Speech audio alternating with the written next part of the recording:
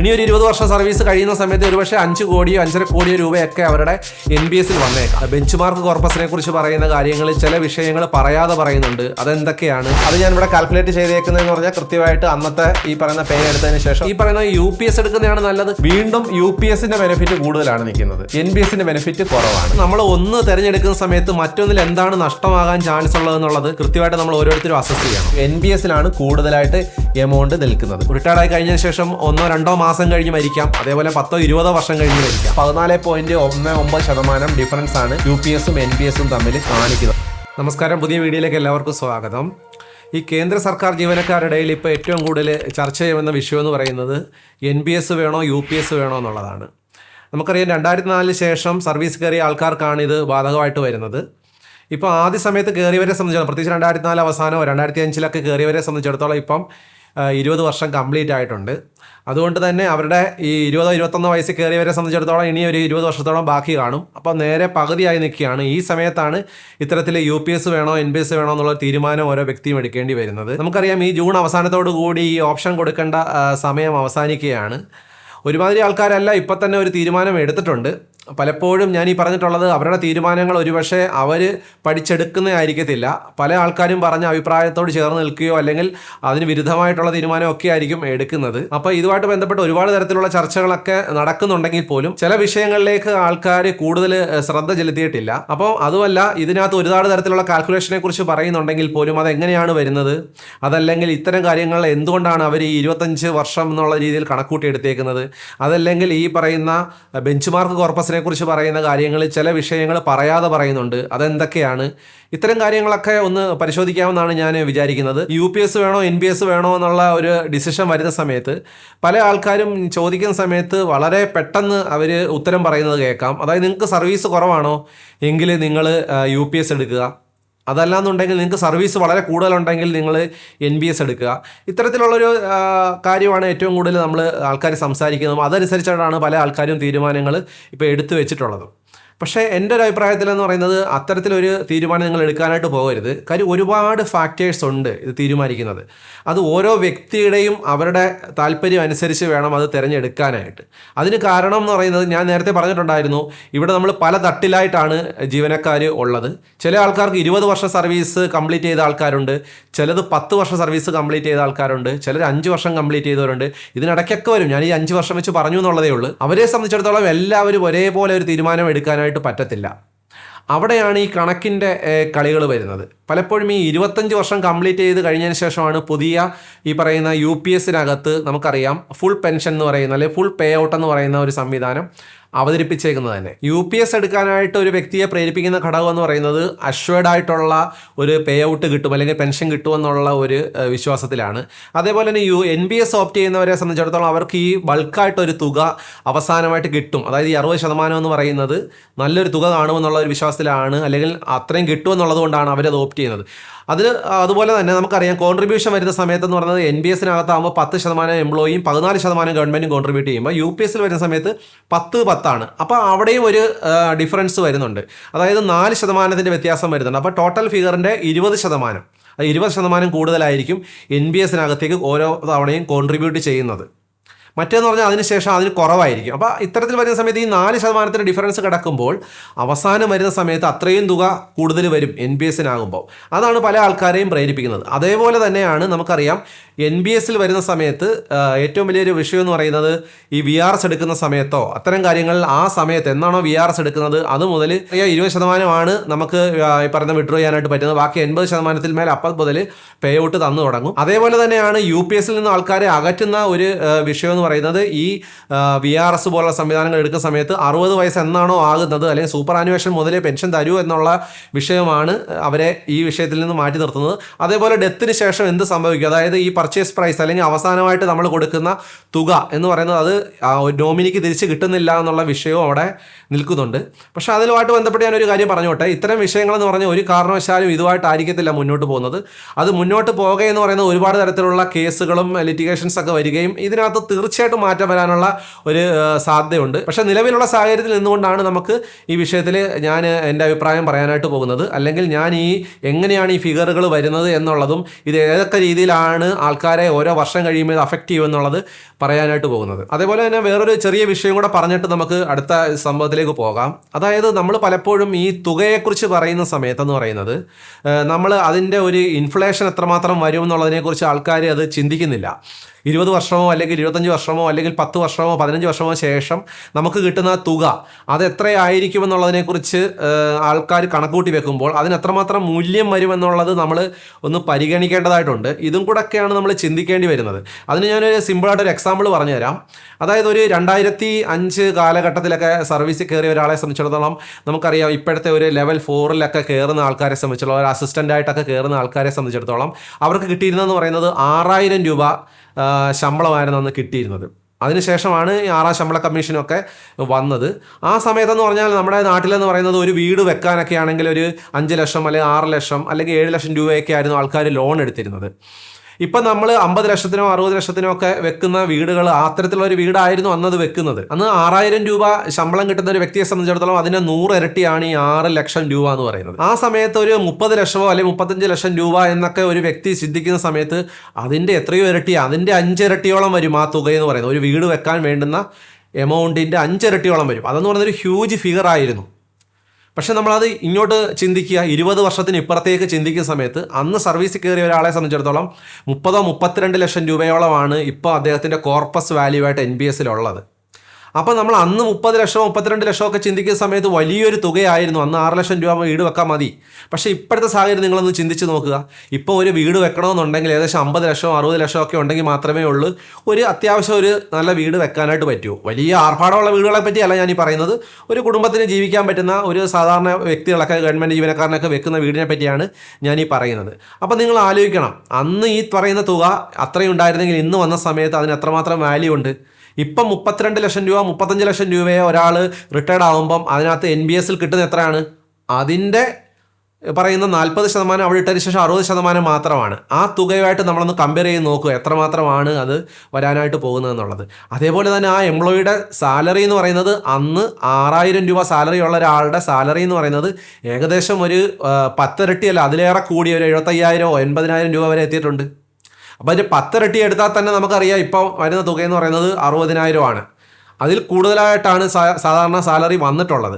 അപ്പം നമ്മൾ പരിഗണിക്കണം, നമ്മൾ മുന്നോട്ട് പോകുന്ന സമയത്ത് ഈ വാല്യൂവിൽ ഉണ്ടാകുന്ന ഒരു ശോഷണമുണ്ട് ഈ പറഞ്ഞ ക്യാഷിൻ്റെ, അതും കൂടെ നമ്മൾ തീർച്ചയായിട്ടും പരിഗണം. അപ്പോൾ അത് നമ്മളിനി ഒരു 10 അല്ല 20 വർഷം കഴിയുന്ന സമയത്ത് നമ്മൾ ചിന്തിക്കണം ഇപ്പോൾ ഉണ്ടാകുന്ന സാലറിയുടെ എത്ര ഇരട്ടി ആയിരിക്കും അന്ന് സാലറി വരാനായിട്ട് പോകുന്നത്. അപ്പം നമ്മൾ ഈ പറയുന്ന തുക അക്യുമുലേറ്റ് ചെയ്ത് പോകുന്ന സമയത്ത് തീർച്ചയായിട്ടും ഇതൊരു വലിയ തുകയാണ് എങ്കിൽ പോലും അന്ന് കിട്ടുന്ന വാല്യൂ എന്ന് പറയുന്നത് വളരെ കുറവായിരിക്കും. ഒരു എക്സാമ്പിളായിട്ട് പറയുകയാണെന്നുണ്ടെങ്കിൽ ഇപ്പോൾ ഈ പറയുന്ന പോലെ ഈ വ്യക്തി തന്നെ ഒരു 30-32 ലക്ഷം രൂപ അദ്ദേഹത്തിന് കോർപ്പസ് ഉള്ള ഒരാൾ ഇനി ഒരു 20 വർഷം സർവീസ് കഴിയുന്ന സമയത്ത് ഒരുപക്ഷെ 5 കോടിയോ 5.5 കോടിയോ രൂപയൊക്കെ അവരുടെ NPS വന്നേക്കാം. അപ്പോൾ ഒരു 3-3.5 കോടി രൂപയൊക്കെ ആയിരിക്കും ഒരുപക്ഷെ അദ്ദേഹത്തിന് വിഡ്രോ ചെയ്യാനായിട്ട് പറ്റുന്ന 60%. അന്നെന്ന് പറയുന്നത് അതിൻ്റെ ഒരു വാല്യൂ എന്ന് പറയുന്നത് ഇന്ന് ഉള്ള ഒരു 1,90,00,000 അല്ലെങ്കിൽ 2 കോടിക്ക് അടുത്തുള്ള തുക മാത്രമേ വരുന്നുള്ളൂ. അല്ലെങ്കിൽ 1,70,00,000 മുതൽ 1,90,00,000 വരെയുള്ള എമൗണ്ട് ഇപ്പോൾ എത്രയുണ്ടോ അതിൻ്റെ പർച്ചേസ് പവർ അല്ല അത്രയും മാത്രം പർച്ചേസ് പവറേ അന്ന് ഇതിന് കാണത്തുള്ളൂ. ഇനി അടുത്ത ബെഞ്ച് മാർക്ക് കോർപ്പസിലേക്ക് വന്നാൽ ഇവിടെയാണ് ഒരുപാട് തരത്തിലുള്ള അവ്യക്തത ഉള്ളത്.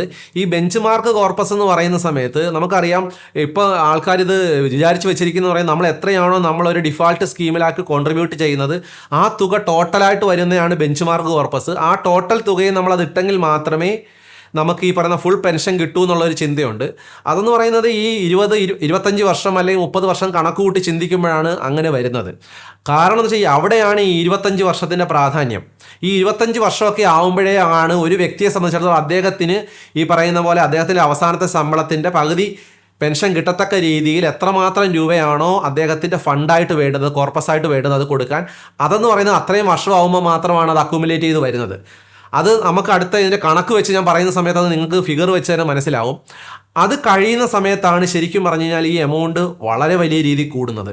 എന്ന് വെച്ചാൽ ഇനി ഒരു 20 വർഷം സർവീസ് ഉള്ള ഒരാൾ ഇനി ആൾറെഡി 20 കഴിഞ്ഞ ഒരു വ്യക്തിയെ സംബന്ധിച്ചിടത്തോളം അദ്ദേഹത്തിനെന്ന് പറഞ്ഞാൽ 20-25 വർഷമൊക്കെ ആകുമ്പോഴത്തേക്ക് അല്ലെങ്കിൽ 30 വർഷമൊക്കെ ആകുമ്പോഴത്തേക്ക് തുല്യമാകുന്നതാണ്. അതായത് അന്ന് എത്ര രൂപയാണോ കോർപ്പസിൽ ഇടുന്നത് അത് ഇട്ട് കഴിഞ്ഞാൽ അദ്ദേഹത്തിന് ഈ ഫുൾ പെൻഷൻ കിട്ടുന്ന അത്രയും തുക വരും. പക്ഷേ അത് കഴിഞ്ഞതിന് ശേഷം ഒരു 30-33 വർഷം കഴിഞ്ഞ് 35 വർഷമൊക്കെ കഴിയുമ്പോഴത്തേക്ക് അത്രയും രൂപയാണ്, വളരെ വലിയ എമൗണ്ടാണ് പിന്നെ കൂടുന്നത്.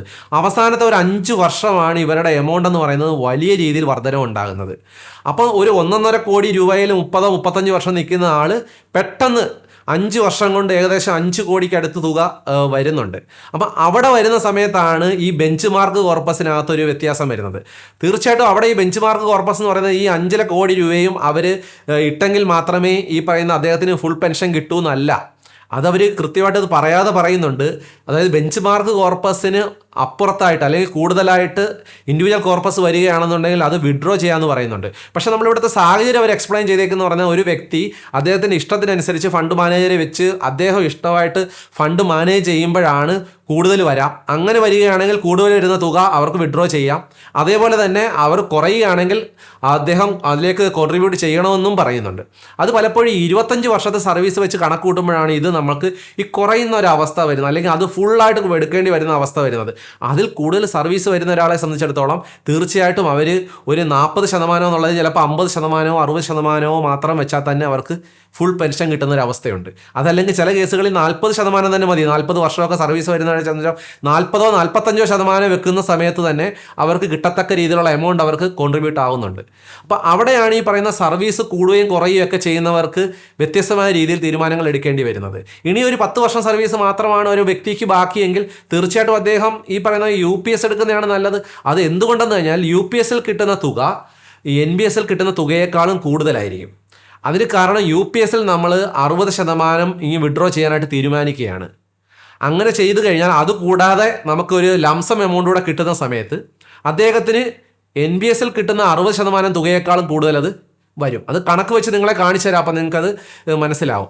എന്നാൽ അതേപോലെ തന്നെ അതിന് പ്രൊപ്പോർഷനായിട്ട് വെറും 40% UPSൻ്റെ പെൻഷൻ എടുക്കുന്നത് എങ്കിൽ പോലും അത് NBSൽ എത്രമാത്രം പെൻഷൻ കിട്ടുമോ അതിനേക്കാളും കൂടുതൽ അത് വരികയും ചെയ്യും. അപ്പോൾ ഏത് തരത്തിൽ നോക്കിയാലും ഈ പറയുന്ന UPS ആയിരിക്കും അവിടെ ബെനിഫിഷ്യലായിട്ട് നിൽക്കുന്നത്.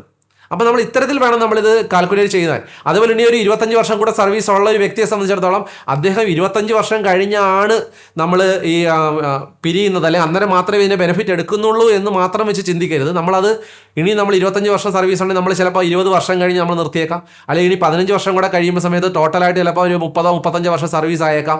അപ്പം നമ്മൾ നിർത്തിയാൽ എങ്ങനെയായിരിക്കും വരുന്നത്?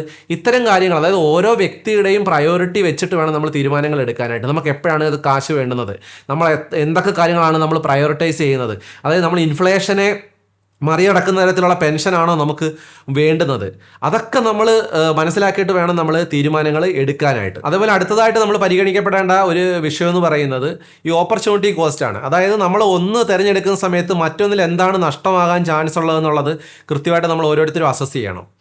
ഇപ്പം അതേപോലെ തന്നെ ഏത് ഓപ്റ്റ് ചെയ്താലാണ് നമുക്ക് കൂടുതലായിട്ട് നമുക്ക് അഡീഷണൽ ആയിട്ട് ഓപ്ഷൻസ് നമുക്ക് അവൈലബിൾ ആകുന്നത്, അല്ലാന്നുണ്ടെങ്കിൽ അങ്ങനെ ഒരെണ്ണം നമ്മൾ ചെയ്യുന്ന സമയത്ത് എത്രമാത്രം നഷ്ടമാണ് മറ്റ് വിഷയത്തിൽ സംഭവിക്കുന്നത്, ഇത് നമ്മൾ വിലയിരുത്തണം. ഉദാഹരണത്തിന് പറയുകയാണെങ്കിൽ UPS എടുക്കുന്ന ഒരാളെ സംബന്ധിച്ചിടത്തോളം ഒരു പക്ഷേ അദ്ദേഹം പ്രയോറിറ്റൈസ് ചെയ്യുന്നത് ഇത്തരത്തിൽ ഇൻഫ്ലേഷനെ മറികടക്കുന്ന ഒരു പെൻഷൻ ആയിരിക്കും. അതല്ലെങ്കിൽ അദ്ദേഹത്തിന് ഡിസിഷൻ എടുക്കാനായിട്ട് ഒരു അവസരം കൂടെ കിട്ടുമെന്നുള്ളതായിരിക്കാം ഒരു പക്ഷേ അത് എടുക്കുന്നത്. ഉദാഹരണത്തിന് UPS ഓപ്റ്റ് ചെയ്യുന്ന ഒരാളെ സംബന്ധിച്ചിടത്തോളം അദ്ദേഹത്തിന് ഒരു പക്ഷേ അവസാനം വരുന്ന സമയത്ത് ഈ 60% വിഡ്രോ ചെയ്യാനുള്ള ഒരു പ്രൊവിഷൻ വെച്ചിട്ടുണ്ട്. അങ്ങനെ അദ്ദേഹം ഈ പറയുന്ന പോലെ ഫുൾ എമൗണ്ട് കോൺട്രിബ്യൂട്ട് ചെയ്യുന്നില്ല, അതിന് 60% നമ്മളിങ്ങനെ വിഡ്രോ ചെയ്യുകയാണ്. അങ്ങനെയാണെങ്കിൽ അദ്ദേഹത്തിന് എത്രമാത്രം നഷ്ടം വരും NBSുമായിട്ട് ബന്ധപ്പെട്ട്, അത് നമ്മൾ തീർച്ചയായിട്ടും പരിഗണിക്കണം. എന്ന് വെച്ചാൽ NBSനകത്ത് 14%, 10% ചേർത്ത് 24% വരുന്നുണ്ട്, മറ്റേടത്ത് 10, 20 വരുന്നുള്ളൂ. അങ്ങനെ ഇപ്പോൾ നേരത്തെ ഞാൻ ഈ പറഞ്ഞ 20% കുറവ് അവിടെ വരുന്നുണ്ട്. അപ്പോൾ ഒറ്റയടിക്ക് കേൾക്കുന്ന സമയത്ത് 20% കുറവ് വരുമല്ലോ എന്ന് ചിന്തിക്കരുത് നിങ്ങൾ. അതിന് കാരണം നമ്മൾ സർവീസ് എത്രമാത്രം കംപ്ലീറ്റ് ചെയ്തിട്ടുണ്ടോ, അല്ലെ അത് കഴിഞ്ഞിട്ട് ഇനി എത്രമാത്രം സർവീസ് ഉണ്ടോ, ഇതിനെ ആശ്രയിച്ചിട്ടാണ് ഇതിരിക്കുന്നത്. ഉദാഹരണത്തിന് പറയുകയാണെന്നുണ്ടെങ്കിൽ ഒരു 20 വർഷം കംപ്ലീറ്റ് ചെയ്തു, ഇനി 20 വർഷം ബാക്കിയുള്ള ഒരാളെ സംബന്ധിച്ചിടത്തോളം അദ്ദേഹം ആൾറെഡി 20 വർഷം ഈ ഫുൾ 14, 10 വെച്ചിട്ടാണ് വന്നുകൊണ്ടിരുന്നത്.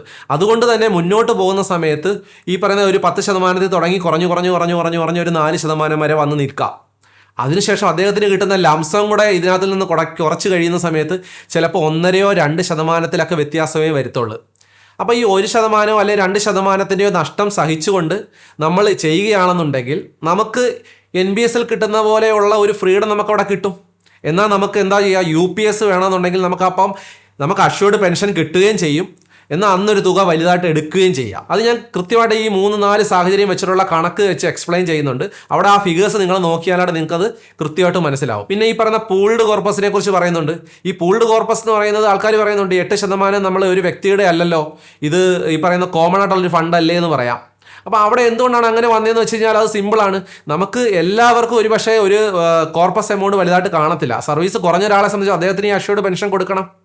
അഷ്വേർഡ് പെൻഷൻ കൊടുക്കണമെങ്കിൽ എൻ്റെയോ അല്ലെങ്കിൽ നിങ്ങളുടെയോ ഏതെങ്കിലും രീതിയിൽ കോർപ്പസ് ഉണ്ടെങ്കിൽ, ഇൻഡിവിജ്വൽ കോർപ്പസ് ഉണ്ടെങ്കിൽ അതിൽ നിന്ന് എടുത്ത് കൊടുക്കാനായിട്ട് പറ്റത്തില്ല. കാര്യം അത് ആ വ്യക്തിയുടെ മാത്രമായിട്ടുള്ള അക്കൗണ്ടാണ്. അവിടെയാണ് നമ്മൾ 8% ഈ പൂളായിട്ട് ഇട്ടേക്കുന്നത്. അതിനകത്ത് വരുന്ന തുകയെന്ന് പറയുന്നത് ആർക്ക് വേണമെങ്കിലും കൊടുക്കാനായിട്ട് ഉപയോഗിക്കാനായിട്ട് പറ്റും. അപ്പോൾ ആ കുറഞ്ഞ തുകയെ ഉള്ളെങ്കിൽ പോലും ഇതിൽ നിന്നാണ് എടുത്ത് കൊടുക്കുന്നത്. പിന്നെ ഈ പൂൾഡ് കോർപ്പസിൻ്റെ പ്രത്യേകത എന്ന് പറയുന്നത് ഈ ക്യാപിറ്റൽ മാർക്കറ്റിൽ ഉണ്ടാകുന്ന ഫ്ലക്ച്വേഷൻസ് ഉണ്ട്, അതിന് മറികടക്കേണ്ടി വരും. കാര്യം അത് അദ്ദേഹത്തിന് അഷ്യൂർ ചെയ്തൊരു പെൻഷൻ പറയുന്ന സമയത്ത് കൊടുക്കാനായിട്ട് തുകയില്ല. ആ സമയത്ത് ക്യാപിറ്റൽ മാർക്കറ്റ് താഴെ പോവുകയും കോർപ്പസിന്റെ വാല്യൂ കുറയുകയും ചെയ്ത് കഴിഞ്ഞാൽ ആന്യൂറ്റി എമൗണ്ട് കുറയും. ഇത്തരം കാര്യങ്ങൾ വരുന്ന സമയത്ത് ആ ഫ്ലക്ച്വേഷനെ അവർ മാനേജ് ചെയ്യാൻ വേണ്ടിയാണ് ഈ 8% ഉപയോഗിക്കും. ഈ 8% എന്ന് പറയുന്നത് നമ്മൾ ചെറിയ തുകയായിട്ട് കരുതരുത്. അതുപോലെ തന്നെ മനസ്സിലാക്കിയിരിക്കേണ്ട ഒരു കാര്യം എന്ന് പറഞ്ഞാൽ ആ വ്യക്തി റിട്ടയർ ആവുന്ന സമയത്ത് അദ്ദേഹത്തിന്റെ UPS അതിന് വേണ്ടി വെച്ചേക്കുന്ന കോർപ്പസിലുള്ള ഫുള്ള് തുക, അതല്ലെങ്കിൽ അദ്ദേഹം വിഡ്രോ ചെയ്തതിന് ശേഷമുള്ള 40% തുക പോകുന്നതും പൂൾഡ് കോർപ്പസിലേക്കാണ്. അവിടെ നമ്മൾ മനസ്സിലാക്കേണ്ടത് ഇത്രയും ലക്ഷക്കണക്കിന് എംപ്ലോയീസ് വർക്ക് ചെയ്യുമ്പോൾ അവർക്ക് ഈ മാസാമാസം 8% അതിലേക്ക് വരികയും അതേപോലെ തന്നെ ഓരോ വ്യക്തികൾ റിട്ടയർഡ് ആയി പോകുന്നവരുടെ തുകയും കൂടെ അതിനകത്തേക്ക് വരുന്നുണ്ട്. അപ്പോൾ എല്ലാം കൂടെ വലിയൊരു എമൗണ്ട് ആയിരിക്കും ഈ പറയുന്ന പൂൾഡ് കോർപ്പസിൽ കിടന്ന് എമൗണ്ട് കൂടിക്കൊണ്ടിരിക്കുന്നത്. അപ്പോൾ എല്ലാവരും എല്ലാ സമയത്തും എന്ന് റിട്ടയർഡ് ആവുന്നില്ലല്ലോ, കുറച്ച് ആൾക്കാരല്ലേ റിട്ടയർഡ് ആവുന്നുള്ളൂ. പക്ഷേ സർവീസിലുള്ളവരുടെ എല്ലാം ആ തുക അവിടെ കിടപ്പുണ്ട്. ഈ തുക വെച്ചിട്ടാണ് ശരിക്കും പറഞ്ഞാൽ ഈ ഫ്ലക്ച്വേഷൻസിനെ മാനേജ് ചെയ്യാനായിട്ട് പോകുന്നത്. എന്ന് പറയുമ്പോൾ ഇൻഡയറക്റ്റ് ആയിട്ട് ഓരോ വ്യക്തിയെ സംബന്ധിച്ചിടത്തോളം ഇൻഡയറക്റ്റ് ആയിട്ട് അവർക്ക് ഇതിൻ്റെ ഒരു സംരക്ഷണം കിട്ടുന്നുണ്ട്. അതുകൊണ്ടാണ് അത് അങ്ങനെ പോകുന്നത്. അതേപോലെ തന്നെ നമ്മളൊരു ആന്യൂറ്റി മേടിക്കേണ്ട UPSൽ വരുന്ന സമയത്ത് ഇത് പൂൾഡ് കോർപ്പസിലേക്ക് ഇതങ്ങ് മാറ്റുകയാണ്. നമ്മൾ ഈ സഞ്ചിത നിധി എന്നൊക്കെ പറയുന്ന പോലെ ഒരു വലിയ തുക അവിടെ കിടക്കുകയാണ്. അതിലേക്കാണ് ഈ ക്യാഷ് എല്ലാം പോകുന്നത്. അവിടെ നിന്നാണ് എടുത്ത് പിന്നീടുള്ളവർക്ക് പേ ഔട്ട് തരുന്നത്. അല്ലാതെ ഇത് പിന്നീട് ഒരു ക്യാപിറ്റൽ മാർക്കറ്റ് ബേസ്ഡ് ചെയ്തുള്ള രീതിയിലേക്ക് നമ്മൾ തിരഞ്ഞെടുക്കേണ്ട ആവശ്യം വരുന്നില്ല. ഇത് ക്യാപിറ്റൽ മാർക്കറ്റ് ബേസ് ചെയ്തൊരു ഫണ്ടാണ് പൂൾഡ് കോർപ്പസ്. നമ്മൾ ആന്യൂറ്റി പർച്ചേസ് ചെയ്യുന്ന പോലെ വേറൊരു കമ്പനിയിൽ നിന്ന് നമുക്ക് വാങ്ങിക്കേണ്ട ഒരു അവസ്ഥ വരുന്നില്ല. അവിടെ എന്ന് പറയുന്നത് ഈ പറയുന്ന PFRDA തന്നെയാണ് ഇത് മാനേജ് ചെയ്യുന്നത്. അതുകൊണ്ട് തന്നെ അതിൻ്റെ ഒരു പ്രൊട്ടക്ഷൻ നമുക്ക് കിട്ടുന്നതായിരിക്കും. പിന്നെ NPSനെ സംബന്ധിച്ചിടത്തോളം നമുക്കറിയാം ഈ പറയുന്ന ഫ്ലെക്സിബിലിറ്റി ഉണ്ട് അതിനകത്ത് ഒരു തരത്തിൽ. പക്ഷേ അവിടെ പെട്ടെന്ന് ഒരുപാട് തരത്തിലുള്ള മാറ്റങ്ങൾ അത് കൊണ്ടുവരിക എന്ന് പറയുന്നത് ഗവൺമെൻറ്റിനെ സംബന്ധിച്ചോളം ബുദ്ധിമുട്ടുള്ള കാര്യമാണ്. എന്തുകൊണ്ടെന്ന് വെച്ച് കഴിഞ്ഞാൽ ഇത് എല്ലാ സിറ്റിസണിനും ഇപ്പം NPSനകത്ത് ചേരാനായിട്ട് പറ്റും. അവിടെ ഈ സെൻട്രൽ ഗവൺമെൻറ് എംപ്ലോയീസ് അല്ലെങ്കിൽ സ്റ്റേറ്റ് ഗവൺമെൻറ് എംപ്ലോയീസിനൊക്കെ എന്ന് പറഞ്ഞാൽ ഗവൺമെൻറ് കോൺട്രിബ്യൂട്ട് ചെയ്യുന്നു എന്നുള്ള പ്രത്യേകത മാത്രമേ ഉള്ളൂ. അപ്പോൾ അതിനകത്തൊരു മാറ്റം കൊണ്ടുവരിക എന്ന് പറയുന്നത് എല്ലാവരെയും കൂടെ അഫക്റ്റ് ചെയ്യുന്നത് കൊണ്ട് തന്നെ അതിനകത്ത് പെട്ടെന്ന് മാറ്റങ്ങൾ കൊണ്ടുവരാൻ പറ്റത്തില്ല. പക്ഷേ ഭാവിയിലും അതിനകത്തും ചില മാറ്റങ്ങളൊക്കെ വന്നേക്കാം. എൻ്റെ അഭിപ്രായത്തിൽ ഒരു സർവീസ് ചെയ്തതിന് ശേഷം കൊടുക്കുന്ന ഒരു സർവീസ് ബെനിഫിറ്റ് പോലുള്ള സംഭവങ്ങൾ ഇത് ഒരേ തരത്തിൽ കൊടുക്കുന്നതിനായിരുന്നു ഏറ്റവും നല്ലത്. ഒന്നുകിൽ എല്ലാവർക്കും NPS, അതല്ലെങ്കിൽ എല്ലാവർക്കും UPS എന്ന് പറയുമ്പോൾ ഇത് രണ്ട് തട്ടിലായിട്ട് എംപ്ലോയീസിനെ മാറാനുള്ളൊരു ചാൻസ് ഉണ്ട്. അതുകൊണ്ട് തന്നെ ഇത്തരത്തിലുള്ള കാര്യങ്ങൾ ഒരുപാട് തരത്തിലുള്ള ലിറ്റിഗേഷൻസ് ഒക്കെ വരാനുള്ള പോസിബിലിറ്റി ഉണ്ട്. അപ്പോൾ ഈ UPS ആണെന്നുണ്ടെങ്കിൽ തന്നെ ഒരു കാരണവശാലും ഇതുപോലെ ആയിരിക്കത്തില്ല മുന്നോട്ട് പോകുന്നത്. ഇതേ രീതിയിൽ തുടരാനും പറ്റുകയില്ല. അതിന് കാരണം നമുക്ക് നേരത്തെ പറഞ്ഞ വിഷയം തന്നെയാണ്. അതായത് ഒരു വ്യക്തി സർവീസിൽ നിന്ന് റിട്ടയർഡ് ആയി കഴിഞ്ഞതിന് ശേഷം 1-2 മാസം കഴിഞ്ഞ് മരിക്കാം, അതേപോലെ 10-20 വർഷം കഴിഞ്ഞ് മരിക്കാം. അപ്പോൾ ഇവർക്ക് രണ്ടുപേരുടെയും തമ്മിൽ നമുക്ക് കമ്പയർ ചെയ്യേണ്ട ഒരു കാര്യമുണ്ട്. അതിന് കാരണം ഒരു വ്യക്തിയെ സംബന്ധിച്ചിടത്തോളം അദ്ദേഹം മരണപ്പെട്ട് കഴിഞ്ഞാൽ ഒരു 2 മാസം അല്ലെങ്കിൽ 6 മാസം ശേഷം മരിച്ചു കഴിഞ്ഞ് കഴിഞ്ഞാൽ ഇത് പിന്നീട് അദ്ദേഹത്തിൻ്റെ ഡിപ്പെൻഡൻറ്റിന് ഈ പറയുന്ന പോലെ അല്ലെങ്കിൽ അദ്ദേഹത്തിൻ്റെ സ്പൗസിന് പെൻഷൻ കിട്ടും. അതായത് 60% മാത്രമേ പെൻഷൻ കിട്ടത്തുള്ളൂ. അദ്ദേഹവും പെട്ടെന്ന് അങ്ങ് മരിക്കുകയാണെന്നുണ്ടെങ്കിൽ അദ്ദേഹം ഇത്രയും വർഷം കോൺട്രിബ്യൂട്ട് ചെയ്ത ആ വലിയ ഒരു തുകയെന്ന് പറയുന്നത് അദ്ദേഹത്തിൻ്റെ നോമിനിക്ക് കിട്ടുന്നില്ല. അപ്പോൾ ഇത്തരം വിഷയങ്ങളിലൊക്കെ ഒരുപക്ഷെ നിയമ പോരാട്ടങ്ങളൊക്കെ വന്നേക്കാം.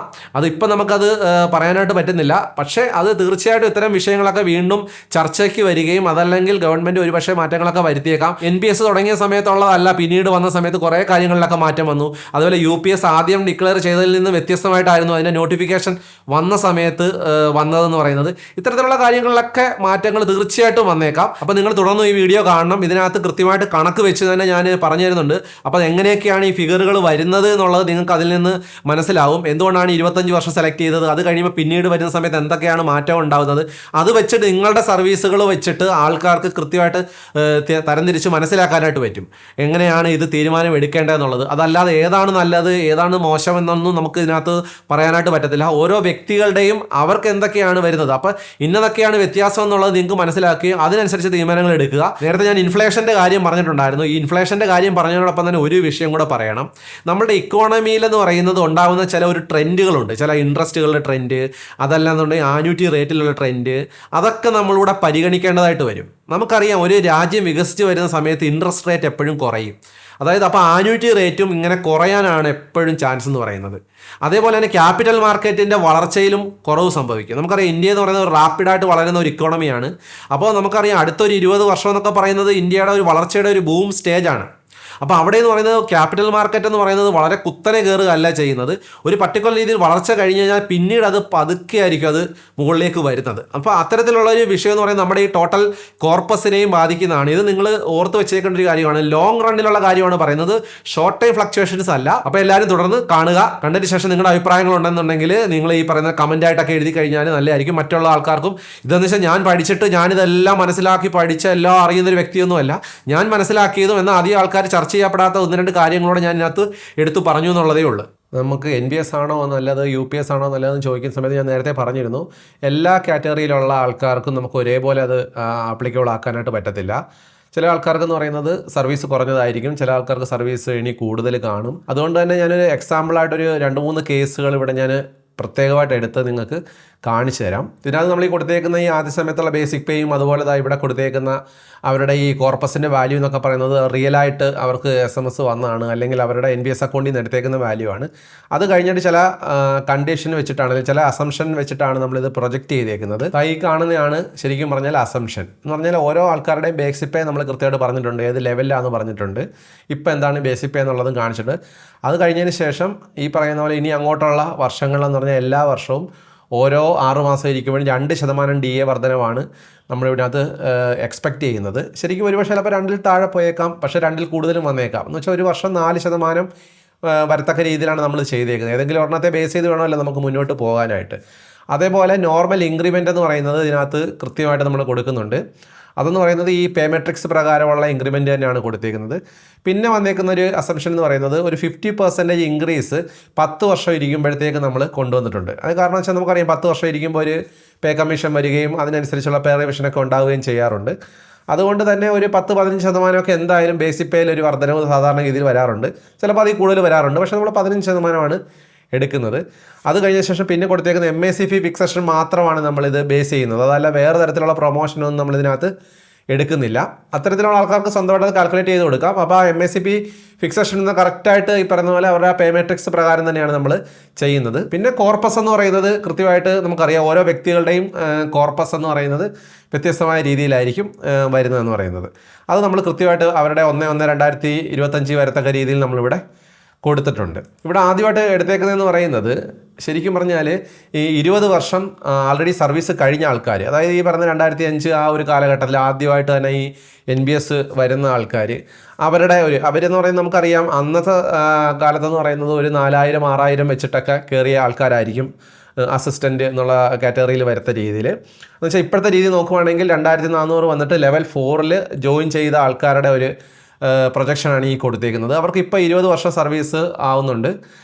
ഇനി എന്നാൽ 20 വർഷം കൂടെ സർവീസ് ഉണ്ട്. വളരെ 20-21 വയസ്സിലൊക്കെ കയറിയ ആൾക്കാർക്കെന്ന് പറയുന്നത് 20 വർഷം കൂടെ സർവീസ് കാണും. അതുകൊണ്ട് ആ ഒരു രീതിയിലാണ് 40 വർഷം വെച്ചിട്ടാണ് നമ്മളിത് പ്രൊജക്റ്റ് ചെയ്തേക്കുന്നത്. അവരുടെ ഇപ്പോഴെന്ന് പറഞ്ഞാൽ അവർക്ക് ഏകദേശം 32 ലക്ഷത്തിനടുത്ത് രൂപ അവരുടെ NBS കോർപ്പസ് ആയിട്ട് കിടപ്പുണ്ട് ഈ പറയുന്ന പോലെ ഡിസംബർ 2024 വരുന്ന സമയത്ത്. ഇവിടെ നമ്മൾ കൊടുത്തേക്കുന്നത് വെച്ചാൽ ഈ പറഞ്ഞ പോലെ പ്രൊജക്റ്റഡ് ആയിട്ടുള്ള പേ ആണ് കൊടുത്തേക്കുന്നത്. പിന്നെ NBSൻ്റെ എത്രയാണ് വരുന്നത് എന്നുള്ളത്, UPS കോൺട്രിബ്യൂഷനിലേക്കാണെങ്കിൽ എത്ര രൂപയാണ് കോർപ്പസ് വരുന്നത്, അങ്ങനെയാണ് ഇത് പോകുന്നത്. കൃത്യമായിട്ട് UPS ആണെങ്കിലും NBS ആണെങ്കിലും കോമ്പൗണ്ട് റേറ്റിൽ തന്നെയാണ് പോകുന്നത്. കൃത്യമായിട്ട് ആ ഓരോ മന്ത്ലി വെച്ചിട്ടാണ് ഞാൻ കോമ്പൗണ്ട് ചെയ്തേക്കുന്നത്. ഓരോ മാസവും അതിനുണ്ടാകുന്ന വളർച്ച, അതിനുശേഷം പിന്നെ ആ വളർച്ചയിന്മേൽ അടുത്തതോടെ ആഡ് ചെയ്തിട്ടാണ് വരുന്നത്. അപ്പോൾ നമ്മളിവിടെ കൂടുതൽ കൊടുത്തേക്കുന്ന വെച്ചാൽ 10%. സാധാരണ നമുക്കറിയാം ഒരു 9.5 മുതൽ 12% വരെയൊക്കെ ആണ് ശരിക്കും പറഞ്ഞാൽ ലോങ് ടൈമിൽ ഇതിനൊരു ബെനിഫിറ്റ് കിട്ടുന്നത് UPSന്. അതുകൊണ്ട് തന്നെ അതിന് ഒട്ടും കൂടുതലും അല്ല ഒട്ടും കുറവും അല്ലാത്ത രീതിയിൽ ഒരു 10% നമ്മൾ എടുത്തേക്കുന്നത്. അതിൽ കുറച്ചിട്ട് നോക്കാൻ വേണമെങ്കിൽ കൂടുതലാക്കിയും നോക്കാം. ഞാനിവിടെ 10% വെച്ചിട്ടാണ് ഇപ്പൊ നമുക്ക് ആ റേഞ്ചിലൊക്കെ നമുക്ക് കിട്ടുന്നുണ്ട്. അതുകൊണ്ടാണ് ഞാൻ അത്രയും വെച്ച് കാൽക്കുലേറ്റ് ചെയ്യുന്നത്. ശരിക്കും ഇത് പ്രൊജക്ട് ചെയ്ത് കഴിയുമ്പോഴാണ് നിങ്ങൾക്ക് കൃത്യമായിട്ട് മനസ്സിലാവുന്നത് ഇതിന്റെ കണക്കിലെ കളി എന്താണെന്നുള്ളത് നിങ്ങൾക്ക് കൃത്യമായിട്ട് മനസ്സിലാവുന്നത്. അതിന് കാരണം എന്ന് പറഞ്ഞാൽ ഈ NBS എന്ന് പറയുന്നത് ഒരു എന്താ പറയുക 25-30 വർഷം സർവീസ് വെച്ചാണ് ആ ഒരു രീതിയിലാണ് ഇവരുടെ കാൽക്കുലേഷൻ എല്ലാം ഇതിനകത്ത് നടത്തിയേക്കുന്നത്. അതിൽ കൂടുതൽ സർവീസ് വരുന്ന സമയത്താണ് ഈ വ്യത്യാസം നമുക്ക് കൃത്യമായിട്ട് മനസ്സിലാവുന്നത്. അത് നിങ്ങൾക്ക് ഇതിന്റെ ഓരോ കേസുകൾ പറയുന്ന സമയത്ത് നിങ്ങൾക്ക് മനസ്സിലാവും. അപ്പൊ ഞാൻ ഏറ്റവും അവസാനത്തേക്ക് പോവുകയാണ്. ഏറ്റവും അവസാനം എന്ന് പറഞ്ഞാൽ 40 വർഷമായി കഴിയുന്ന സമയത്ത് ഈ വ്യക്തികളുടെ ഈ പ്രൊജക്ഷൻ അനുസരിച്ച് എത്ര വരുമെന്ന് നമുക്കൊന്ന് നോക്കാം. അവർക്കെന്ന് പറയുന്നത് ഏകദേശം NBS എന്ന് പറയുന്നത് ഏകദേശം 5,54,00,000 ചില്ലാൻ രൂപയാണ് ശരിക്കും പറഞ്ഞാൽ വരുന്നത്. എന്നാൽ UPS സമയത്ത് ഇത്രേ 5,06,00,000 സംതിങ് ആണ് വരുന്നത്. അപ്പൊ അതിന്റെ ഇപ്പുറത്ത് ഞാനത് വിശദമായിട്ട് കൊടുത്തിട്ടുണ്ട്. അതിനകത്ത് നിങ്ങൾക്കറിയാം ഇവിടെ ശ്രദ്ധിക്കണം 40 വർഷം കംപ്ലീറ്റ് ചെയ്തുള്ള കാര്യമാണ് ഞാനിവിടെ കാണിക്കുന്നത്. 40 വർഷം കംപ്ലീറ്റ് ചെയ്യുന്നത് നിങ്ങൾക്ക് ഇവിടെ കാണാം. 40 വർഷം കംപ്ലീറ്റ് ചെയ്യുന്ന സമയത്ത് ഉണ്ടാകുന്ന ഒരു വിഷയമാണ് ഇവിടെ കാണിക്കുന്നത്. NBSന്റെ കേസിൽ പറഞ്ഞാൽ നമുക്ക് എല്ലാവർക്കും അറിയാം 60% നമുക്ക് കൊണ്ടുപോകാനായിട്ട് പറ്റുന്നത്. അപ്പൊ അത് വെച്ച് നോക്കുന്ന സമയത്ത് 3,32,00,000 ചില്ലാൻ രൂപയാണ് ഇവിടെ വരുന്നത്. പക്ഷേ UPS വരുന്ന സമയത്ത് ഈ പറയുന്ന പോലെ നമുക്ക് വേണമെന്നുണ്ടെങ്കിൽ 60% നമുക്കിത് വിഡ്രോ ചെയ്യാം. അങ്ങനെ ചെയ്യുന്ന ആൾക്കാർക്ക് ലംസം എമൗണ്ടും കിട്ടും. ഈ ലംസം എമൗണ്ടും ഈ പറയുന്ന പോലെ അത് ഞാൻ ഇവിടെ കാൽക്കുലേറ്റ് ചെയ്തേക്കുന്നതെന്ന് പറഞ്ഞാൽ കൃത്യമായിട്ട് അന്നത്തെ ഈ പറയുന്ന പേ എടുത്തതിന് ശേഷം അതിന്റെ 10 എടുത്തതിന് ശേഷം 80 കൊണ്ട് മൾട്ടിപ്ലൈ ചെയ്യുമ്പോൾ കിട്ടുന്ന എമൗണ്ട് ആണ് ഈ കൊടുത്തേക്കുന്നത്. അപ്പൊ അതും കൂടെ ചേർത്ത് വരുമല്ലോ ശരിക്കും പറഞ്ഞാൽ ബെനിഫിറ്റ് എന്ന് പറയുന്നത്. അപ്പൊ ഈ പറയുന്ന പോലെ 3,27,32,953 ഇവിടെ പ്രൊജക്ട് ചെയ്ത് കാണിക്കുന്നത്. ഡിഫറൻസ് എന്ന് പറയുന്നത് കുറവാണ് കണ്ടില്ലേ. അതായത് UPS എമൗണ്ട് എന്ന് പറയുന്നത് കുറവാണ്. എത്രയാണ് 5,29,395 രൂപ, ഏകദേശം 1.62% കുറവാണ് മറ്റേതിനെ അപേക്ഷിച്ച് വന്നേക്കുന്നത് കണ്ടില്ലേ. അത് വെച്ചാൽ 40 വർഷം സർവീസ് വരുന്ന സമയത്ത്. അപ്പോൾ UPS പെൻഷൻ എന്ന് പറയുന്നത് 1,46,000 ചില്ലാൻ രൂപയാണ് വരുന്നത്. NBSന്റെ പ്രൊജക്ട് ചെയ്തേക്കുന്ന പെൻഷൻ എന്ന് പറഞ്ഞാൽ ഇത്രയാണ് വരുന്നത്. ഇവിടെ വരുമ്പോഴാണ് ശരിക്കും കൺഫ്യൂഷൻ വരുന്നത്. ഇത്രയും രൂപയല്ലേ പെൻഷൻ നമുക്ക് കിട്ടത്തുള്ളൂ ഫുള്ളായിട്ട് UPS വരികയാണെങ്കിൽ. പക്ഷേ NBSന് തന്നെ 40% കൊണ്ട് കോൺട്രിബ്യൂട്ട് ചെയ്യുമ്പോൾ തന്നെ ഇത്രയും രൂപ, അതായത് 1,14,500 രൂപയോളം കിട്ടുന്നുണ്ടല്ലോ എന്ന് പറയും. അതുകൊണ്ടാണ് ഞാൻ നേരത്തെ വിശദമായിട്ട് നിങ്ങളോട് പറഞ്ഞത് ബെഞ്ച് മാർക്ക് കോർപ്പസ് എന്ന് പറയുന്നത് ഇവിടെ വരുന്ന സമയത്ത് ഫുള്ള് കോൺട്രിബ്യൂട്ട് ചെയ്തതിനെ ബെഞ്ച് മാർക്ക് കോർപ്പസ് ആയിട്ട് എടുക്കാനായിട്ട് പറ്റത്തില്ല. അതിന് കാരണം എന്താണെന്നുള്ളത് നിങ്ങൾക്ക് മേളോട്ട് വരുന്ന സമയത്ത് മനസ്സിലാവും. ഇനി മുകളിലേക്ക് വന്നു കഴിഞ്ഞാൽ അവരുടെ സർവീസ് 35 വർഷം സർവീസ് ആവുന്ന സമയത്ത് തന്നെ ഈ വ്യത്യാസം നിങ്ങൾക്ക് മനസ്സിലാവും കണ്ടില്ലേ. 35 വർഷം സർവീസ് ആവുമ്പോൾ തന്നെ ഇവിടെ വരുന്ന സമയത്ത് ഇവിടെ ഗ്രീൻ ആണ് കൊടുത്തേക്കുന്നത്. ഈ ഗ്രീൻ കൊടുത്തേക്കുന്നത് പറഞ്ഞാൽ UPS കോൺട്രിബ്യൂഷൻ, UPSന്റെ ഷെയർ ആണ്, ബെനിഫിറ്റ് ആണ് കൂടുതൽ 35 സർവീസ് വരുന്ന സമയത്ത്. NBSന്റെ എന്ന് പറയുന്നത് എമൗണ്ട് കുറവായിരിക്കും വരുന്നത്. 60% NBSഉം 60% UPSഉം തമ്മിലുള്ള ഡിഫറൻസ് എന്ന് പറയുന്നത് ഈ പറയുന്ന 15,55,249 ആണ്. എന്നാൽ ലംസം എമൗണ്ട് അതിനേക്കാളും കൂടുതൽ വരുന്നുണ്ട്. അതുകൊണ്ട് തന്നെ ശരിക്കും പറഞ്ഞാൽ UPSന്റെ ബെനിഫിറ്റ് ആണ് കൂടുതലായിട്ട് കാണിക്കുന്നത് എന്ന് പറയുമ്പോൾ ഏകദേശം 0.71% കൂടുതൽ വരുന്നുണ്ട്. ഇനി മുകളിലേക്ക് വന്നാലോ 30 വർഷം സർവീസ് ആണ് ഇവിടെ കാണിക്കുന്നത് കണ്ടില്ലേ. 30 വർഷം സർവീസ്. ഈ 30 വർഷം സർവീസിന്റെ കേസ് വരുന്ന സമയത്ത് വീണ്ടും നിങ്ങൾക്ക് കാണാം ഗ്രീൻ ആണ്. എന്ന് വെച്ചാൽ UPSന്റെ ബെനിഫിറ്റ് ആണ് കൂടുതൽ. ടോട്ടൽ UPS ബെനിഫിറ്റ് കൂടുതലാണ്. NBS കുറഞ്ഞാണ് നിൽക്കുന്നത്. ഇത്രയും രൂപ വരുന്നുണ്ട്. 3.99% കൂടുതൽ വരുന്നുണ്ട്. NBSനേക്കാളും കൂടുതൽ വരുന്നുണ്ട് UPS. അത് കഴിഞ്ഞ് വീണ്ടും നമ്മൾ സർവീസിലേക്ക് കുറയുന്ന സമയത്ത് കണ്ടില്ലേ, ഇതാണല്ലോ നമുക്ക് 25 വർഷം കഴിയുമ്പോഴാണല്ലോ വരുന്നത്. 25 വർഷം ആവുന്ന സമയത്ത് വീണ്ടും UPSന്റെ ബെനിഫിറ്റ് കൂടുതലാണ് നിൽക്കുന്നത്. NBSന്റെ ബെനിഫിറ്റ് കുറവാണ്. അപ്പോഴത്തേക്ക് എമൗണ്ട് കൂടി 3,77,564 6.88% കൂടുതലാണ്. NBSനേക്കാളും കൂടുതൽ വരുന്നുണ്ട് UPS. അപ്പോൾ നമ്മൾ ഇവിടെ നോക്കുമ്പോൾ നിങ്ങൾക്ക് വേറൊരു കാര്യം കൂടെ കാണാം. 25 വർഷം ആവുന്ന സമയത്ത് UPSന്റെ പെൻഷൻ എന്ന് പറയുന്നത് 62,167 രൂപ പെൻഷൻ വരുന്ന സമയത്ത് NBSന് വെറും 17,500 രൂപയെ ആവറേജ് പെൻഷൻ വരുത്തുള്ളൂ. ഇനി അങ്ങനെ നമ്മൾ ചിന്തിക്കാം 40% ഡയറക്റ്റ് ആയിട്ട് എടുക്കുക. കാര്യം എമൗണ്ട് കുറവാണല്ലോ ഇവിടെ കോർപ്പസ് വാല്യൂ. 40% എന്ന് പറയുന്നതിന് 24,866 രൂപ വരുന്നുണ്ട് എന്ന് പറയുമ്പോൾ അത് ഇതിനേക്കാളും കൂടുതൽ വരുന്നുണ്ട്. വെറും 40% പെൻഷൻ എടുത്താൽ പോലും. അപ്പം ഒരു പക്ഷേ ചിലപ്പോൾ നമുക്ക് ഈ പറയുന്ന പോലെ കൂടുതൽ എമൗണ്ട് ഇവിടെ കോൺട്രിബ്യൂട്ട് ചെയ്യേണ്ടി വന്നേക്കും ഇത്രയും രൂപ നമുക്ക് പെൻഷൻ കിട്ടാനായിട്ട്. കാര്യം നമ്മളുടെ കോർപ്പസ് എമൗണ്ട് കുറവാണ്. 25 വർഷത്തിന് താഴെയുള്ള നമ്മളിത് കാൽക്കുലേറ്റ് ചെയ്യുന്നില്ല. അതിന് കാരണം 25 വർഷം മുതലാണ് നമുക്ക് ഫുൾ പെൻഷൻ കിട്ടുന്നത്. അതുകൊണ്ട് തന്നെ അത് വെച്ചിട്ടാണ് ഞാനിവിടെ കാൽക്കുലേറ്റ് ചെയ്തേക്കുന്നത്. ഇനി ഞാൻ താഴേക്ക് ഒന്നുകൂടെ കൊണ്ടുപോവുകയാണ്. വർഷം കൂടുന്നതിനനുസരിച്ച് ബെനിഫിറ്റ് വരുന്നുണ്ട്. എന്ന് വെച്ചാൽ ഈ 35 വർഷം വരെ ബെനിഫിറ്റ് എന്ന് പറയുന്നത് ഏകദേശം ഒരുപോലെ നിന്നു കണ്ടില്ലേ. അല്ലെങ്കിൽ അതിനേക്കാളും കൂടുതലാണ്. UPS ബെനിഫിറ്റ് കൂടുതൽ കൂടുതൽ ഇരുന്നു.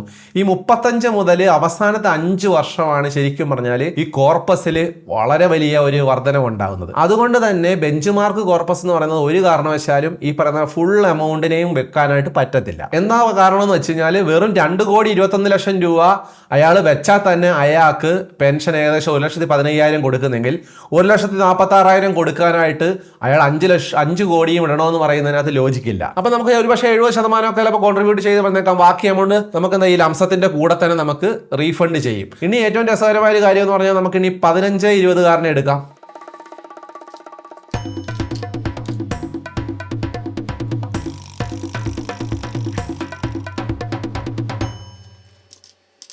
ഇവിടെ അടുത്ത എക്സാമ്പിൾ എന്ന് പറയുന്നത് 20 വർഷം ആൾറെഡി കംപ്ലീറ്റ് ചെയ്തു. പക്ഷേ അദ്ദേഹത്തിന് ഇനി വെറും 10 വർഷം സർവീസ് മാത്രമേ ഉള്ളൂ. ടോട്ടൽ 30 വർഷം സർവീസ് അദ്ദേഹത്തിന് കിട്ടുന്നുള്ളൂ. അവിടെ അദ്ദേഹത്തിന് ഇപ്പോഴെന്ന് പറഞ്ഞാൽ അദ്ദേഹം ലെവൽ 5 തന്നെയാണ് 44,100 എന്ന് പറയുന്ന ഒരു പേയിലാണ് നിൽക്കുന്നത്. 26,67,000 രൂപയാണ് അദ്ദേഹത്തിന്റെ ഫണ്ടായിട്ട് ഉള്ളത് ഈ കോർപ്പസ് എന്ന് പറയുന്നത്. അദ്ദേഹത്തിന് 25 വർഷം സർവീസ് കഴിയുന്ന സമയത്ത് കാണിക്കുന്ന പറയുന്നത് അദ്ദേഹത്തിന് UPS ആണെന്നുണ്ടെങ്കിൽ 56,815 രൂപ പെൻഷൻ വരുന്ന സമയത്ത് NPS എന്ന് പറയുന്നത് ഏകദേശം ആവറേജ് ആയിട്ട് ഒരു 16,000 രൂപയെ കിട്ടത്തുള്ളൂ. പക്ഷെ അവിടെ ഈ പറയുന്ന പോലെ നിങ്ങൾക്ക് നോക്കുമ്പോൾ അറിയാം അദ്ദേഹത്തിന് UPS എമൗണ്ട് എന്ന് പറയുന്നത് വളരെ കൂടുതലാണ് NPSനെ അപേക്ഷിച്ച്. അതുകൊണ്ടാണ് ഞാനിവിടെ ഗ്രീൻ ആയിട്ട് കൊടുത്തേക്കുന്നത്. 3,48,108 രൂപ കൂടുതലാണ്. എന്നൊരു 7.42% കൂടുതലാണ് ലംസം കൂടെ ചേർത്ത് വരുന്ന സമയത്ത് UPSൽ കിട്ടുന്നത്. ഇനി ഈ പറയുന്ന ടോട്ടൽ എമൗണ്ട് എടുക്കുന്നില്ല, അതിന്റെ 40% എടുക്കുന്നു, അവിടെ ഇട്ടിട്ട് 60% എടുക്കുന്നുണ്ട്. അപ്പൊ ഡയറക്റ്റ് ആയിട്ട് 40% തരികയാണെങ്കിൽ പോലും അദ്ദേഹത്തിന് 22,726 രൂപ പെൻഷൻ കിട്ടും. അപ്പൊ അത്തരം ആൾക്കാർക്ക് എന്ന് പറയുന്നത് സംശയിക്കാനൊന്നുമില്ല, അവർക്ക് UPS തന്നെയായിരിക്കും ബെനിഫിറ്റ് എന്ന് പറയുന്നത്. ഇനി അദ്ദേഹത്തിന്റെ ഇവിടെ കൊടുത്തേക്കുന്ന വെച്ചാൽ 30 വർഷം സർവീസ് വെച്ചാൽ റിട്ടയർഡ് ആകാറാകുന്ന സമയത്ത് എത്രയായിരിക്കും കിട്ടുന്നത്? അവിടെ വരുന്ന സമയത്തും അദ്ദേഹത്തിന് UPS തന്നെയാണ് കൂടുതൽ. UPSനേക്കാൾ ഏകദേശം കുറവാണ്. 3,58,955 കുറവാണ് NPSന്. കാരണം എന്തുകൊണ്ടാണ്? ഈ ലംസം കയറി വരുന്നതുകൊണ്ടാണ് അതിവിടെ മേക്കപ്പ് ചെയ്യുന്നത്. കൃത്യമായിട്ട് നോക്കുകയാണെങ്കിൽ 3.76% കൂടുതലാണ് NPSനേക്കാളും UPSൽ കിട്ടുന്നത് എന്ന് പറയുന്നത്. ഇനി ടോട്ടലായിട്ട് പെൻഷൻ നോക്കുകയാണെങ്കിലോ 84,000, അതായത് 85,000 പെൻഷനാണ് UPSൽ വരുന്നത്. NPS വരുന്ന സമയത്ത് ഏകദേശം 33,000 രൂപയോളം വരുന്നുള്ളൂ. ഇനി അതല്ല, ഇനി അതിന്റെ 40%, ഇതിന്റെ 40% മാത്രമാണ് നമ്മൾ എടുക്കുന്നത്. ബാക്കി ഫുള്ളും കോൺട്രിബ്യൂട്ട് ചെയ്യേണ്ട ഒരു അവസ്ഥ വന്നാൽ പോലും അദ്ദേഹത്തിന് കിട്ടുന്നതെന്ന് പറയുന്നത് ഇപ്പം 40% നമ്മൾ അവിടെ ഇടുന്നു, 60% നമ്മൾ എടുക്കുന്നു. അങ്ങനെയാണെന്നുണ്ടെങ്കിൽ അതിന് 40% പെൻഷൻ കാൽക്കുലേറ്റ് ചെയ്യുമ്പോൾ പോലും വരുന്നുണ്ട് 33,000-നേക്കാളും കൂടുതൽ എമൗണ്ട് വരുന്നുണ്ട്. അതാണ് ഞാനിവിടെ കൊടുത്തേക്കുന്നതെന്ന് പറയുന്നത്. ഇപ്പം നിങ്ങൾക്ക് മനസ്സിലാവില്ല, അത്ര സർവീസ് കുറഞ്ഞ ഒരാളെ സംബന്ധിച്ചിടത്തോളം അദ്ദേഹത്തിന് സ്വാഭാവികമായിട്ടും എന്ന് പറയുന്നത് UPS ആയിരിക്കും ബെനിഫിഷ്യൽ ആയിട്ടുള്ളത്. എന്നുവെച്ചാൽ എമൗണ്ട്, ടോട്ടൽ എമൗണ്ടും കൂടുതൽ അവർക്ക് കിട്ടും വേണമെന്നുണ്ടെങ്കിൽ ഈ പറയുന്ന പോലെ അന്ന് ഈ പറയുന്ന പോലെ ഇവർക്ക് കുറച്ച് സർവീസേ ഉള്ളത് കൊണ്ട് തന്നെ നമ്മൾ ഈ പറഞ്ഞ പോലെ ബെഞ്ച് മാർക്ക് കോർപ്പസിൽ നിന്ന് ഒരുപാട് തുകയൊന്നും ഒരുപക്ഷെ തിരിച്ചു തരാനായിട്ട് കാണത്തില്ല.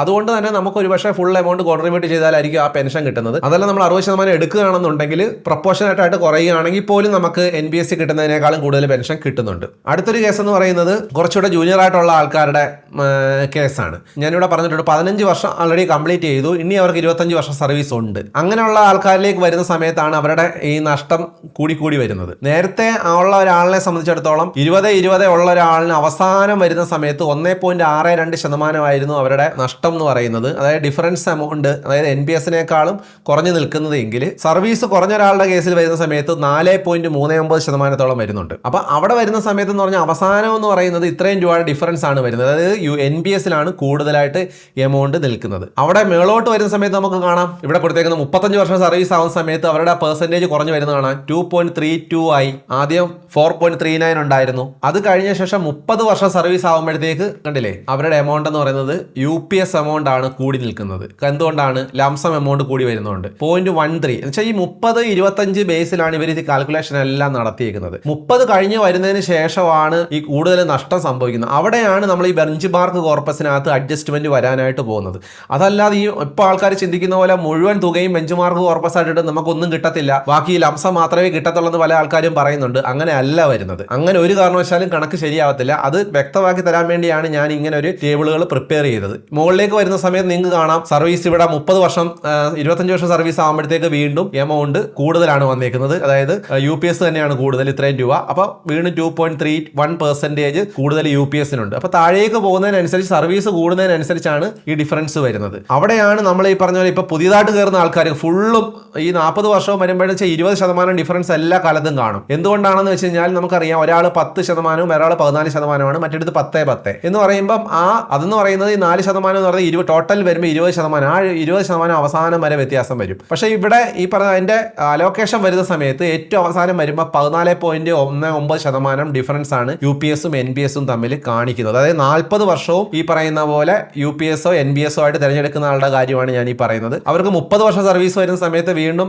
ഈ 14 എന്നുള്ളത് 12.56% ആവുന്നുണ്ട്. പിന്നെ 25 വർഷം ആവുന്ന സമയത്ത് കണ്ടില്ലേ 10% കുറയും. ഇങ്ങനെയാണ് അതിനകത്ത് പോകുന്നത്. അപ്പൊ കൃത്യമായിട്ടും ഇത് നിങ്ങളെ കാണിച്ചു തരുന്നതെന്ന് വെച്ചാൽ ഈ കൃത്യമായ ട്രെൻഡ് മനസ്സിലാക്കാൻ വേണ്ടിയാണ് ഇത് കാണിച്ചത്. നിങ്ങൾക്ക് ഓരോരുത്തർക്കും നിങ്ങളുടേതായ എമൗണ്ടുകൾ ഇട്ട് പ്രൊജക്ട് ചെയ്ത് നോക്കാവുന്നതേ ഉള്ളൂ. അപ്പൊ ഇത് വെച്ചിട്ട് വേണം നിങ്ങൾ തീരുമാനങ്ങൾ എടുക്കാനായിട്ട്. വർഷം കൂടി വരുന്ന സമയത്ത് ഈ പറയുന്ന പോലെ ഡിഫറൻസ് കൂടും. എന്നാൽ അവസാനത്തെ 5 വർഷമാണ് ഹൈ ഗ്രോത്ത് ഉണ്ടാവുന്നത്. അത് 35 മുതൽ 40 വർഷം സർവീസ് ഉള്ളവർക്കാണ് അവസാനത്തെ ഗ്രോത്ത് ഉണ്ടാവുന്നത്. അപ്പൊ ഞാൻ നേരത്തെ പറഞ്ഞ മറ്റു ഫാക്ടേഴ്സിനെയും കൂടെ ചിന്തിച്ചിട്ട് വേണം നമ്മൾ തീരുമാനം എടുക്കാനായിട്ട്.